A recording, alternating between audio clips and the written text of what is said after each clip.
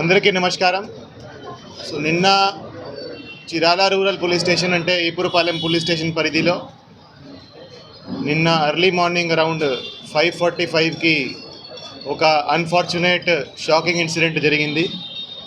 ఒక 21 years old అమ్మాయిను అత్యాచారం చేసి హత్య చేయడం జరిగింది. అమ్మాయి ఎర్లీ మార్నింగ్ 5:30-5:45 టైంకి బహిర్భూమికి బయట వెళ్ళడం జరిగింది. అక్కడ అమ్మాయిను రేప్ చేయడం, తర్వాత అక్కడే అమ్మాయిను మర్డర్ చేయడం జరిగింది.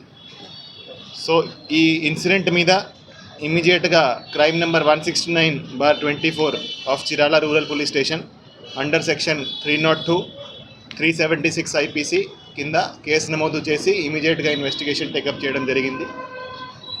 సో సీన్ ఆఫ్ క్రైమ్ని క్షుణ్ణంగా పరిశీలించడం జరిగింది. నేను కూడా, ఐజీ గారు కూడా, అందరూ కూడా సీన్ ఆఫ్ క్రైమ్ని పరిశీలించడం జరిగింది. సీన్ ఆఫ్ క్రైమ్లో ఉన్న అన్ని ఆధారాలు, అన్ని ఎవిడెన్సెస్ సైంటిఫిక్ మేనర్లో కలెక్ట్ చేయడం జరిగింది. అక్కడ క్లూస్ టీమ్ పంపడం జరిగింది, అదేవిధంగా డాగ్ స్క్వాడ్ కూడా పంపడం జరిగింది. సో అవన్నీ ఎవిడెన్సెస్ కలెక్ట్ చేసి ఇన్వెస్టిగేషన్ టేకప్ చేయడం జరిగింది.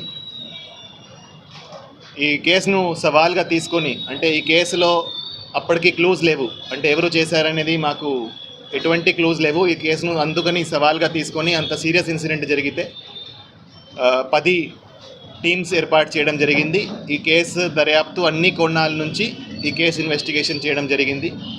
సో మన అడిషనల్ ఎస్పీ బాపట్ల విఠలేశ్వర్ గారి ఆధ్వర్యంలో DSP Chirala and DSP Bapatla, అదేవిధంగా ఇన్స్పెక్టర్స్ అండ్ సబ్ ఇన్స్పెక్టర్స్ కింద 10 టీంలు ఏర్పాటు చేసి అన్ని కోణాల నుంచి దర్యాప్తు స్టార్ట్ చేయడం జరిగింది. ఇన్వెస్టిగేషన్ పరంగా ఈరోజు సాయంత్రం చిరాల అవుట్స్కర్ట్స్లో హై రెస్టారెంట్ దగ్గర 3 ముద్దాయిలని అరెస్ట్ చేయడం జరిగింది.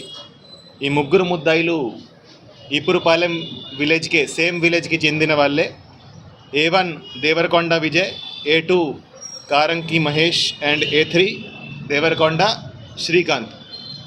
సో వీళ్ళు ముగ్గురికి ఇంతకుముందు కూడా వాళ్ళ మీద కొన్ని కేసులు, క్రిమినల్ కేసులు ఉన్నాయి. ఎవరైతే A1 and A2 ఉన్నారో వాళ్ళు ఆ రోజు ఎర్లీ మార్నింగ్ అరౌండ్ 5 గంటలకి అదే ప్రాంతంలో, ఆ రైల్ పట్టాల దగ్గర మందు తీసుకొని అక్కడ వాళ్ళు డ్రింక్ చేస్తున్నారు. సో వాళ్ళు నార్మల్గా అదే ప్రదేశంలో తరచుగా డ్రింక్ చేయడం జరుగుతూ ఉంది. అదే టైంకి ఎవరైతే హతురాలో ఉందో, ఎవరైతే విక్టిమ్ ఉందో, ఆమె ఆ ప్రదేశానికి వెళ్ళడం జరిగింది. ఆ ప్రదేశానికి వెళ్తే వాళ్ళు అదే అవకాశంగా చూసుకొని ఆమెను ఇద్దరు బలవంతంగా లాగేసి బుషెస్లో తీసుకువెళ్ళి అక్కడ ఆమె మీద అత్యాచారం చేయడం జరిగింది. తర్వాత ఆమె నోరు మూసుకొని ఆమె తల మీద రాయితో కొట్టి ఆమెను స్మదరింగ్తో, అంటే ఆమె నోరు ముక్కు మూసుకొని ఆమెను అక్కడ చంపడం జరిగింది. ఇది చేసినాక వాళ్ళు అక్కడ నుంచి పారిపోవడం జరిగింది. పారిపోయి వాళ్ళిద్దరూ వాళ్ళ ఇంటికి వెళ్ళి అక్కడ వాళ్ళ బట్టల మీద కొన్ని మట్టి, తర్వాత కొన్ని ఈ మార్క్స్ ఉన్నాయి.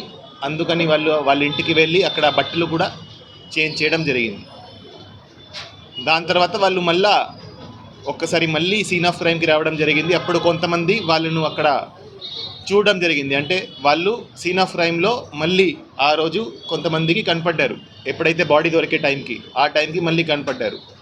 సో అందుకని మాకు వాళ్ళ మీద కూడా అనుమానం వచ్చింది. వాళ్ళ మీద ఇంతకుముందు పాత కేసులు కూడా ఉన్నాయి కాబట్టి వాళ్ళను అరెస్ట్ చేసి విచారిస్తే వాళ్ళు ఈ క్రైమ్కి కన్ఫెస్ చేయడం జరిగింది, వాళ్ళే చేశారని. సో ఎవరైతే A1 and A2 ఉన్నారో వాళ్ళు ఇద్దరు కలిసి ఆమెను బలవంతంగా అత్యాచారం చేయడం జరిగింది. తర్వాత